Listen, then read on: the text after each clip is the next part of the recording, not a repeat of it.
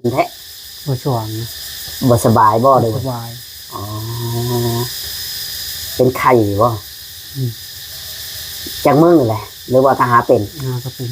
กินแล้วยาหืดยายังบ่ได้กินยาทั้งกินยา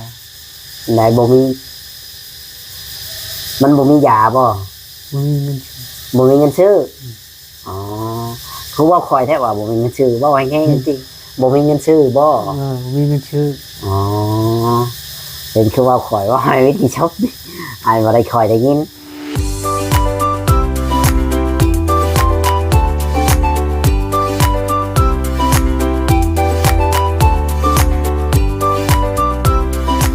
สวัสดีและสบายดีพ่อแม่พี่น้อง FC ที่ฮักแพงบ่ว่า FC ฝั่งลาวฝั่งไทยแล้วก็ต่างประเทศนำพี่น้องเลยเนาะวันนี้ก็มาพบพ่อกับช่องบ่จ่อย Channel อีกแล้วพ่อแม่พี่น้องวันนี้ก็มาหาทางบ่าวพี่ลั่นพี่น้องเลยเนาะอยู่เพื่อนทันหมอหรือว่าลูกน้องทันหมอนั่นแหละเป็นจังได๋เพิ่นอยู่เพื่อนอยู่ซ่านอยู่วันนี้บ่ได้ไปทางใดบ่ก็สิมาสอบถามเพิ่นพี่น้องเลยเนาะทางบ่าวพี่ลั่นเพิ่นเนาะก็ฝากพ่อแม่พี่น้องเป็นกำลังใจให้บ่จ่อยเนี่ยเด้อพ่อแม่พี่น้องช่วยกดติดบ่จ่อยเนี่ยฝากกดไลค์กดแชร์กดติดตามให้กำลังใจบ่จ่อยเนาะช่วงนี้บ่จ่อยก็มาหาทั้งทันหมอและบ่าวพี่ลั่นเลยเพราะว่าบ่จ่อยก็ได้มาเยี่ยมมายามเพิ่นคุมื้ออยู่ดอกพี่น้องเนาะเพราะว่าบ่จ่อยก็มาถ่ายให้พ่อแม่พี่น้อง FC ได้เบิ่งได้ชมนํกันเนาะพ่อแม่พี่น้องจังไดก็เว้าหลายใจห่างก็ไปสอบถามทางบ่าวพี่ลั่นกันเลยพี่น้องเนาะเพิ่นก็อยู่เพื่อนมื้อนี้เพิ่นบ่ได้ไปทางใดแนวใดก็สิมาถามทางเบากิรันเพิ่นใช้แล้วบ่หวนใหม่เพิ่นนึ่งแล้วบ่เข้าติ๊บเข้าเพิ่นได้ใช้เข้าแล้วบ่ได้จังไดสิไปสอบถามนํกันเลยพี่น้องเนาะเพราะว่านึ่งแล้วบ่เบากิรันเป็นคนที่ว่านึ่งเข้าพี่น้องเนาะโอเคพ่อแม่พี่น้องป้ามาเบากิรันมื้อนี้ก็ได้สบายดีน้องล่ะสบายดีโน้เป็นยังไงเด้คือหน้าโศกหน้าเศร้าให้เบากิรันนี่เป็นจังไดมื้อนี้เฮาก็สิมานั่งใกล้นี่แหละป้าเนาะไอ้ถุงทรงเสื้อเพิ่นได้พี่น้องเนาะทางบ่าวกีฬานี่ก็ได้ได้นุ่งทรงไม้แล้วบัดนี้ทรงไม้โอ้ได้ทรงขาสั้นได้นุ่งทรงไม้เสื้อไม้เป็นอะไรเรื่องเข่าหวดใหม่เป็นอะไรทุกไว้อยู่บ่ทุกไว้อ๋อติดเข่าใหม่ก็ใช่แล้วบ่ใช่แล้วโอ้เจ้าบ่เป็นคนล่างคนยังแบบว่าโอ้ล่างแบบว่าเฮารักษาความสะอาดรักษาความสะอาดมันเนาะรักษาความสะอาดเขามาล้างมาอย่างไว้ให้มันได้ใช้หมดบ่มีบ่มีโอ้บ่มีหมดเพื่อนว่าบ่แถวเพื่อนมันมีหมดมีอย่างมันบ่มีเนาะแบบพยายามเก็บกวาดรักษาไว้แหละพี่น้องเนาะทางเบากีรันเป็นไหนคือเห็ดแบบบ่ช่วงบ่ซื่นแท้บ่ช่วงบ่สบายบ่เลยสบายอ๋อเป็นไข้บ่จากมึงนี่แหละหรือว่าทหารเป็นก็เป็นกินแล้วยาหืดยายังบ่ได้กินยาทั้งกินยาไหนบ่มีมันบ่มียาบ่บ่มีเงินซื้ออ๋อคือว่าคอยแท้ว่าบ่มีเงินซื้อบ่ไว้แห้งจริงบ่มีเงินซื้อบ่มีเงินซื้ออ๋อเป็นคือว่าคอยว่าให้วิธีช็อปอ้ายบ่ได้คอยได้ยินอยากกินอยู่เนาะยานี่บ่มีเงินซื้อโอ้แบบว่าเป็นไข้เพิ่นเป็นไข้ได้พี่น้องเอ้ยเพิ่นก็เลยบ่ค่อยอยากปากคันว่าน้องเพิ่นบ่เป็นไข้ว่าหยังนี่ก็เพิ่นสิเว้านำอยู่บ่ค่อยสบายจักมื้อแหละบ่สบายแบบว่าร่างกายเฮาบ่สบายนี่หรือว่าลูกก็หาเป็นมื้อนี้เป็นอ๋อก็หาเป็นมื้อนี้พี่น้องเอ้ยทางเบาพิรันเพิ่นก็บ่ค่อยสบายแต่ว่าก็เลยอยู่บ้านเนาะมื้อนี้พักผ่อนฝนตกอยู่บ่เดี๋ยวนี้คืนนี้บ่ฝนบ่ได้ตกเนาะในพักผ่อนเบิ่งทานหมอนี่เสื้อผ้าน่ะไปตากไว้วันเก่าบ่หรือว่านี่ได้หรือว่าตากวันใหม่แล้วตากวันใหม่แล้วอ๋อดีไปตากวันใหม่แล้วอย่าไปตากหน้าบ้านมันแบบดูบ่งามคันว่าอยากตากอะหรือว่าเจ้าสิเฮ็ดแนวแขนหยังก็ซื้อไม้แล้วก็มาตอกแขนเอาเชือกมัดก็มาตากข้างๆเรือนก็ได้มันสิง่ายแบบว่าเอามีเชือกหรือว่าสิตากข้างของน้ำก็ได้น้ำมันยังสิดูดี สะอาดสะอ้างเฮาอันแหละบ่คือดันครับบ่สบายพี่น้องครับหนาวบ่หรือว่าแบบไหนหรือว่าแบบร่างกายมันเมื่อย หนาว หนาว หนาว อ๋อเคยเป็นไข้แบบนี้บ่หรือว่าบ่เคยเป็นแต่ก่อน เคยเป็นอยู่บ่เมื่อก่อน เคยเป็น เคยเป็นอยู่ แต่ว่าเฮ็ดได้ยังหาย กินยากิน กินยานอนพักผ่อนอ๋อแบบว่าน้องเพิ่นก็เว้าบ่ค่อยเก่งนะพี่น้องเอ้ยบ่จ้อยสิอาจสิเว้าไปก่อนนํก็ขอโทษขออภัยนํพ่อแม่พี่น้องเพราะว่าน้องเพิ่นก็เว้าแบบบ่ค่อยอันนั้นนะเว้าแบบว่าบ่ค่อยดังปานใดนะย่านว่าพ่อแม่พี่น้องสิว่าโอ้บ่จ้อยนี่ไปจังซั่นจังซี่บ่แม่นพี่น้องเอ้ยเพราะว่าเมื่อก่อนก็กินยาเอาเนาะกินยาอะไรก็แบบว่าบ่สบายในเนื้อในตัวนี่ ชักว่ายุงกินหลายเขาจะนอนแบบว่าบริกลางมุ้งตอนนั้นนะยันเป็นไข่ยังขนาดสักอย่างหนึ่ง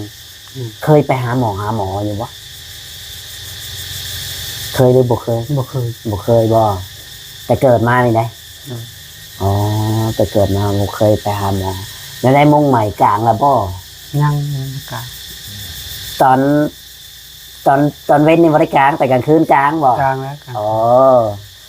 พระจิกลางเอาไว้ ตอนกลางเว้นนี่น้องเพันบริการเก็บไว้เพราะว่ากลางเว้นนี่บ่มีบ่อยู่ มีคือกัน มี เป็น เห็นอยู่บ่ เป็นอยู่ แต่วันก็บ่หลายจำกลางคืนหรอวะ อืม อืมมันก็บ่หลายจำกลางคืนพี่น้องแต่ว่าซื้อมุ้งมาให้เพิ่นแล้วก็เพิ่นก็กลางอยู่กลางคืนแต่กลางเว้นเพิ่นบ่ได้กลาง แต่นอนต่ำนี่มันก็สิยากน้อยๆหนึงอะไรเนาะ อืม เพราะว่ามันถ้าว่ามีเตียงคือทานหมอก็ยังว่ามันชีวิต อืม ท่านบุสบายนี่แหละพี่น้องเลยเนาะถ้าบอกที่นั่นโอ้ตาร่างกายเพิ่นก็บ่อยากปากเพราะว่าน้องเพิ่นเป็นคนที่ว่างำอยู่แล้วบ่ค่อยปากนะพี่น้องเลยคันว่าเพิ่นอันนั้นในปกติแบบว่าใครในปกติกะเพิ่นก็เว้านํอยู่ อืม อันนี้แบบว่าบ่ค่อยสบายเลยว่า ตื่นเต้นตั้งแต่วานนี่ก็บ่จักเลยว่า แบบนอนรับอยู่เมื่อคืนนี่ รับ รับอยู่ที่พันอยู่ปะ บ่ บ่พันช้ บ่ฟัน ำเอาเลยสิพานอนครับตื่นเต้นหลายนอนแทบบ่เสร็จรับบ่แม่นเนาะรับอยู่ รับอยู่ อืมเรานอนรับอยู่พี่น้องเนาะเราก็ดีใจที่ว่าได้สิ่งของบางอย่างก็พี่น้องนี่แหละทางเบากิรันขนาดไหนบ่ค่อยสบายมื้อนี้บ่ฮู้ว่า ทางน้องเพิ่นยังบ่ได้กินยาอะไรพี่น้องเอ้ยมื้อนี้ก็ทางบ่จ้อยก็บ่มียาช้ำพี่น้องเอ้ยบ่ฮู้ว่าชนหลายเจ้าเคยกินยาหยังพาราบ่ด้วย พลา แก้ปวดนี่แหละเนาะเคยเป็นบ่สบาย เคยเป็นนี่ดนเติบบ่อยากหายหรือว่าจักมื้อที่เจ้าเคยเป็นนะ จัก จ้ะหมดจักว่าเจ้าของเป็นจักมื้อ ลืมนะ ลืมแล้วอืม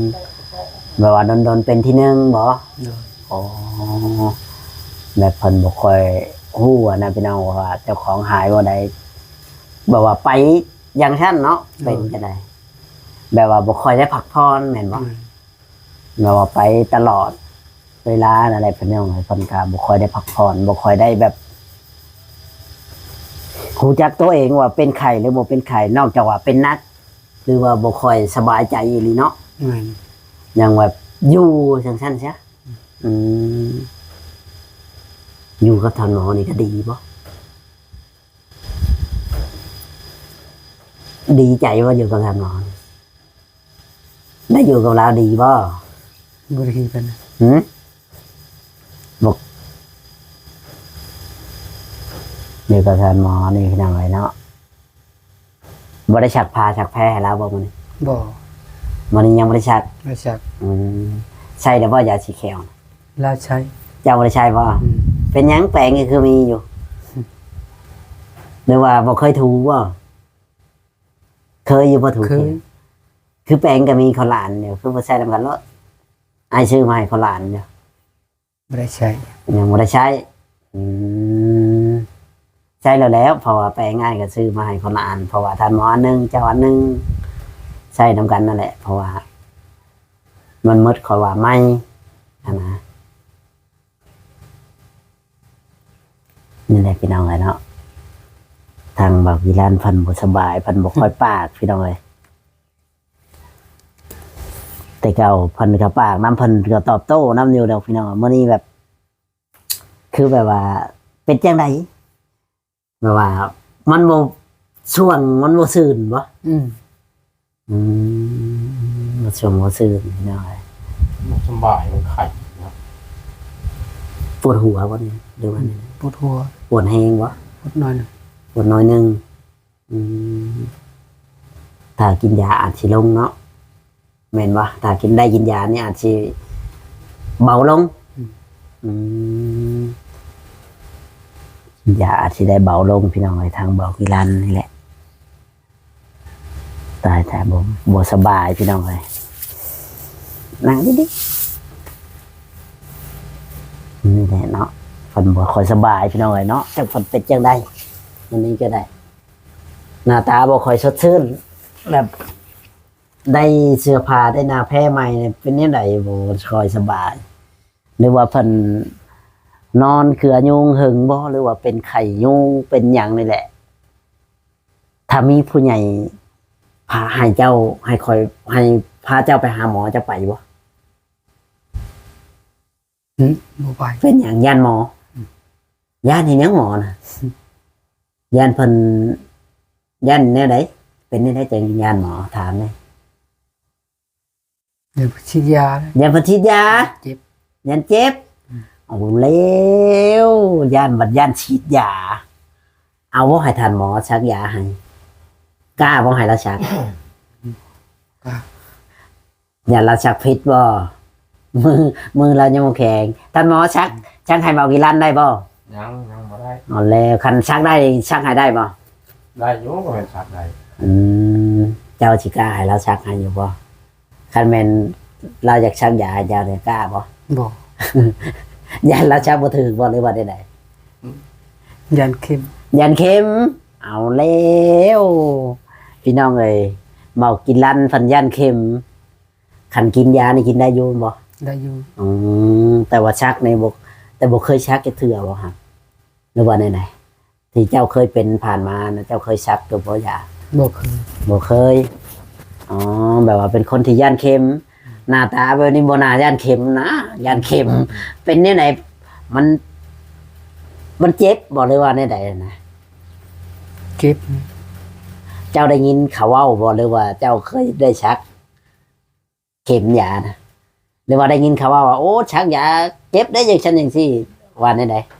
เจะได้ยินเขาเว้าหรือว่าเจ้าเคยชักหรือว่าบ่เคยชัก เคยชัก เคยชักอย่าตึกดีคือว่าบ่เคยชักฉัน เคยชักเมื่อก่อนเนาะแปลว่า เราย่านเข็ม เราเป็นคนที่ย่านเข็มตะกี้นะป๊บบ่เห็นเขามาชักยา บอก เป็นในไหนบอกป๊บว่าย่านเข็มป๊บหรือคนย่าน แปลว่าบ่ย่านแม่นบ่ บ่ยาน นี่แหละพี่น้องครับเราเป็นคนที่ว่า เราอาจจะว่าความจำเราบ่ค่อยดีปานใดพี่น้องอาจจะว่าเราสิเว้ากลับไปกลับมา เดี๋ยวเราย่านเดี๋ยวเราบ่ย่าน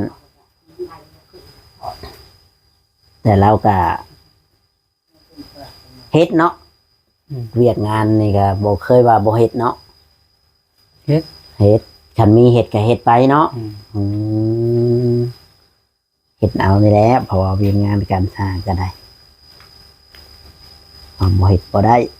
ต้องเฮ็ดต้องสู้มันยังไปได้ มันยังยีเอาตัวเองรอดไผนี่ไต้ฮอดแจ้งบ่ ฮอดแจ้งเลย อ๋อไต้แบบเปิดไว้แบบนี้เลย เปิดไว้เลย แม่งไม้บ่หลายบ่ ลายอยู่ มันสิบ่เข้าหูเข้าหางบ่แบบว่ามันบินมานี่ตุ้มพรม ดูผมเอา อ่อนเลวมันรุดเด้แมงจุกจีแมงจุกจ่ามีบ่แมงที่ว่าเฮากินได้ มันบินมานี่ บ่เห็นบ่มี มันเป็นแมงแบบใด แมงไม้แมงตอกจักแมง จังแมงพะชัง จักชื่อมันดอก อ๋อแบบว่าแนวแมงที่เราเคยกินนี่มันบ่บินมาใช่เนาะมันเลยบ่คันมีแมงที่บินมานี่กินบ่ กิน เอาเลยเก็บไว้คั่วเนาะ อืม ก็แช่เพื่อนนี้นี่แหละพี่น้องเลยทางบอกวิรันก็ได้เพิ่นบ่ค่อยสบายเพิ่นบ่ค่อยปากเพิ่นก็แบบเดี๋ยวอาจจะเอาเงินให้ไปซื้อยากินเด้อ โดย แพงหนึงเท่าไหร่เพิ่นขายน่ะ แพง5บ่ชิปแพง5นะ แพง5,000บ่ บ่ได้เลยหา 6,000นี่แหละ หาพัน หา ได้ 6,000นี่แม่น10,000 5,000นี่แหละ พัน เดี๋ยวสิเอาให้จัก20,000พี่น้องเลยเอาให้เพิ่นไปซื้อยา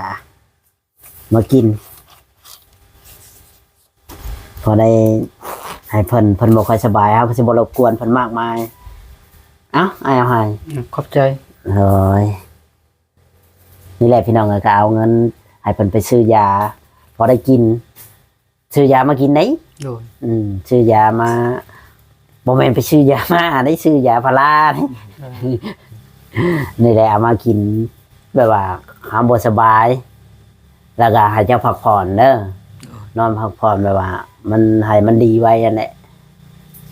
โอเค พี่น้องเอ้ยคลิปนี้ก็สิบ่มีหยังหลายทางบ่จ้อยค่ะสิมาบ่รบกวนน้องเพิ่นพี่น้องเอ้ยบ่รบกวนน้องเพิ่นหลายเพราะว่าน้องเพิ่นบ่ค่อยสบาย เพราะว่าพบกับ EP ต่อไปพี่น้องเนาะถ้าผิดพลาดประการใดก็ขอโทษขออภัยนำพ่อแม่พี่น้อง FC เนาะทุกท่านทุกคนที่เข้ามาดูมาชมฝากพี่น้องเป็นกำลังใจให้บ่จ้อยเด้อพ่อแม่พี่น้องสิบ่ได้พลาดคลิปใหม่ๆเนาะที่บ่จ้อยลงไปโอเคคลิปนี้ก็